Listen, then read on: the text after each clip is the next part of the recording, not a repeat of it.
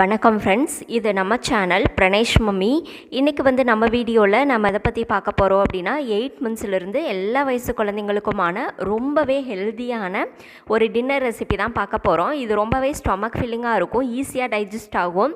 அது மட்டும் இல்லாமல் நல்லாவே வெயிட் கெய்னிங் ஆகும். குழந்தைங்களுக்கு நைட் ஃபுல்லாக குழந்தைங்க நிம்மதியாக தூங்குவாங்க. இந்த ரெசிபி எப்படி செய்கிறதுன்னு பார்க்குறதுக்கு முன்னாடி இந்த வீடியோக்கு ஒரு லைக் பண்ணிட்டீங்க அப்படின்னா நெக்ஸ்ட் வீடியோஸ் பண்ண எனக்கும் இன்ட்ரெஸ்டிங்காக இருக்கும். இப்போ தான் நீங்கள் ஃபஸ்ட் டைம் நம்ம சேனல் பார்க்குறீங்க, இன்னும் சப்ஸ்கிரைப் பண்ணாமல் பார்க்குறீங்க அப்படின்னா ப்ளீஸ் சப்ஸ்கிரைப் பண்ணிவிட்டு பாருங்கள். இப்போ வீடியோக்குள்ளே போகலாம். ஓகே ஃப்ரெண்ட்ஸ், இன்றைக்கி இந்த வெயிட் கெய்னிங் டின்னர் செய்கிறதுக்கு இன்றைக்கி நான் தினை அரிசி ஒரு 4 ஸ்பூன் அளவுக்கு எடுத்துகிட்டு நல்லா கழுவிட்டு ஒரு 3 மணி நேரம் ஊற வச்சுருந்தேன். சிறுதானியெல்லாம் எப்போவுமே ரொம்ப நேரம் ஊற வச்சாதான் நல்லா குழந்தைங்களுக்கு கொடுக்குற மாதிரி நல்லா சாஃப்டாக வெந்து வரும். எப்போவுமே நீங்கள் டின்னருக்கு கொடுக்க போகிறீங்க அப்படின்னா ஆஃப்டர்நூனே ஊற வச்சுட்டிங்கன்னா இது நல்லா ஊறிட்டுருக்கும்.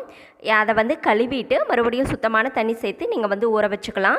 இப்போ இதை குக்கரில் சேர்த்துட்டு மறுபடியும் கொஞ்சம் எக்ஸ்ட்ரா தண்ணி சேர்த்துட்டு ஒரு 6லேருந்து 7 விசில் வச்சு எடுத்துக்கோங்க. ஏன்னா எப்போவுமே மில்லட்ஸ் வேகிறதுக்கு கொஞ்சம் டைம் எடுக்கும். அதனால் 6லேருந்து 7 விசில் வச்சாதான் நமக்கு நல்லா சாஃப்டாக வெந்து வரும். இது நல்லா வெந்து வரட்டும். இப்போ நான் மூடியை போட்டு வச்சிட்றேன். நீங்கள் இதே மாதிரி சாமை, தினை, வரகு எதில் வேணாலும் இதே சேம் மெத்தடில் நீங்கள் குழந்தைங்களுக்கு அழகாக செய்து கொடுக்கலாம். இப்போது 7 விசிலுக்கு பின்னாடி நம்ம குக்கர் ஓப்பன் பண்ணி பார்க்கலாம். பாருங்கள், இந்த தினை அரிசி எவ்வளோ சூப்பராக நல்லா சாஃப்டாக மலர்ந்து வந்திருக்கு இல்லைங்களா? இப்போது இதை நம்ம ஒரு மேஷர் வச்சு நம்ம குழந்தைக்கு என்ன கன்சிஸ்டன்சியில் வேணுமோ அந்த அளவுக்கு மசிச்சுக்கலாம். இதுவே நல்லா சாஃப்டாக குலைவாக தான் வந்துட்டுருக்கு. இன்னும் உங்களுக்கு குலைவாக வேணும் அப்படின்னா நீங்கள் ஒரு மேஷர் வச்சு நல்லா மசிச்சுக்கலாம்.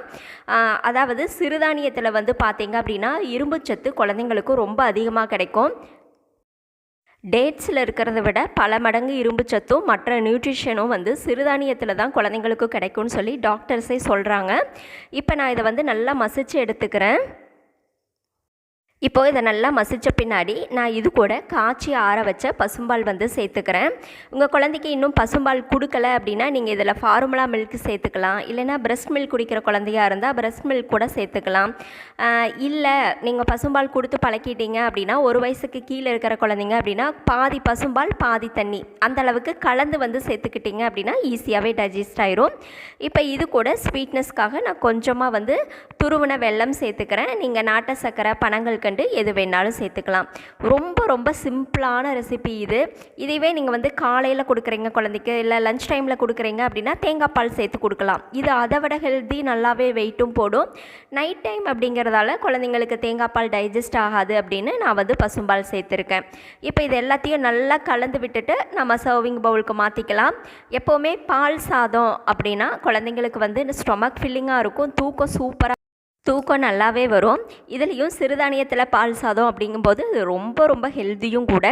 இந்த ரெசிபி உங்களுக்கு பிடிச்சிருந்தது அப்படின்னா மறக்காமல் நம்ம சேனலை சப்ஸ்கிரைப் பண்ணுங்கள், லைக் பண்ணுங்கள். அதே மாதிரி உங்களுடைய கருத்துக்களையும் கமெண்ட்டில் சொல்லுங்கள். Thank you friends.